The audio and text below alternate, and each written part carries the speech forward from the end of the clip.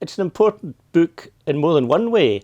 In essence, it's very good poetry, but also it reflects on issues that are to do with contemporary Scotland as well and contemporary life. Amor. I am going to nurture him like a nopal, make him grow pretty flowers, but remove his spiny needles until he stands tall, until he is fully formed, until I can hold him close. Then I will gather him, take his flower and his fruit and burn it all until our love is something new. Transform it into tequila, mezcal, until our love is sotol, pulque, thick, gracia, crystal clear.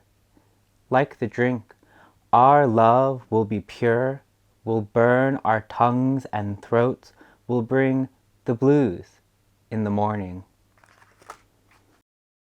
What I look for in poetry is to be surprised, to be shocked, to be moved to the point where I cry. And Ordorica does these things for me. He excites me. He brought me to tears many, many times. There's power in the silence. And he blends language, the language of Spanish and English, very, very smoothly to the point where there's no need for translation.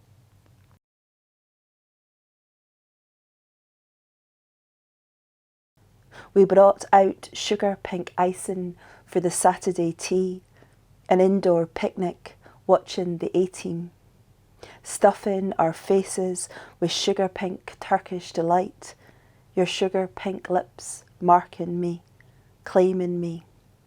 Mornings I sat at the end of your bed watching cartoons and reaching under your duvet to tickle your pink, pink toes. Now I think it was not pink but peach, and looking back, not so sweet but fresh. It was a peach, and it was peachy skin and peach melba, and it was peaches we ate from the Pedalo cellars that time in Greece. It was very much inspired about the kind of political and the kind of cultural moment that we're in. Some of it comes from that. Some of it again is about, about reflect. I think we've been kind of forced into sort of reflection upon ourselves. I think of the last few years being kind of locked in or locked down, and I think there's been something of that. It felt, especially as as a woman of colour, as a Scottish woman of colour, it felt like we were a lot of wounds were opened. I think in a lot of the kind of political debates that were happening, a lot of the kind of cultural moment we're in. I think that you felt there was a lot of wounds being opened, and then in a lot of I suppose a lot of kind of a feeling that you were being asked to speak for, or speak in a sort of a kind of in a way of being asked to represent, when in fact all you can ever really speak is for yourself. And so I think this collection is really the struggle with that, and about the movement towards a spring where you can just speak for yourself, and you don't feel the weight of representation, or that you can be your own unique and individual self. It's very raw in many places, and so you can put yourself into Hannah's skin and understand the challenges that all young people face, around them.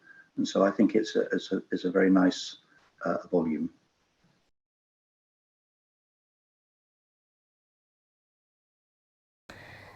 There's a great power in Clare's work, and there's a tremendous crafting of imagery.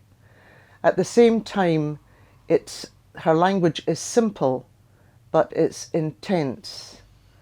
And for me, she obviously speaks to all generations, but she's a woman of her generation.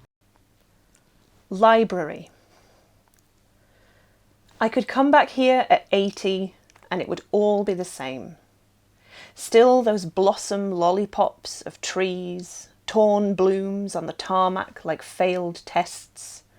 Still the chained lot where my first ever car drops its garters of rust. Still cellophane dust covers on books that spark like the whole place might go up, like my heart does, with the door's Halloween creak, when in walks the brown and long-limbed man. Yes, still the brown and long-limbed man, his pale blue shirt still crisp as an origami fish, still the thick-rimmed specks that his eyelashes kiss, still the smile that sank the ship of my springtime that year. He'll still be here, in the dusty yawn of afternoon sun, saying there she is, like all his birthdays have come at once, and still he'll look past me at some other girl, and I'll turn to salt in that ruined car and believe I'll die that night, but won't. Still, behind me the wind will lift the blossom over the wall, into the air, and over the still, still, still, still town.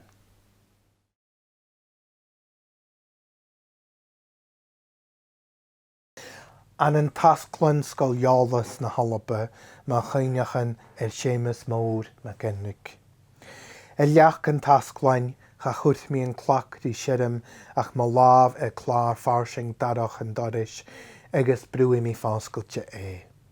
Is té sé fáleg sean láb scríbine na sannigal mar a hic na scéalachgan go torachas inivach in na scelpichin. Na dáte sé níon báis de chud is fáilte orm a féineach gan dánig míid gus rutige na hirig go háirí. Not today, ars a mise.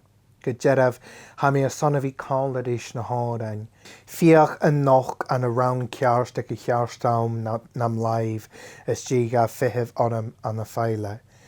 Ad sa bhrisis mi is té, Ireland ci bhíad fidanach ág an noch gyda an lach sin san ánain íochain. And dáchas gan stúdachú leis an túl vice chun a rún. A very varied tome, which essentially takes people through from Gondwana, which is the pre-human geological existence of this part of the planet, all the way up to the Windrush generation. So he addresses many important events in Scotland's history. So it's a great primer for Scottish history, and it was a joy to read.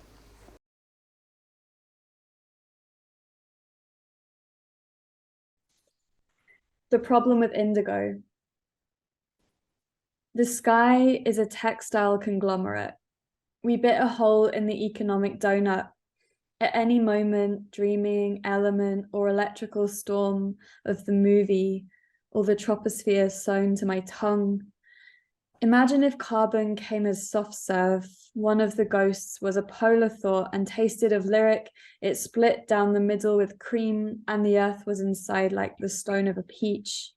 Felt little buds in the cells of my blood.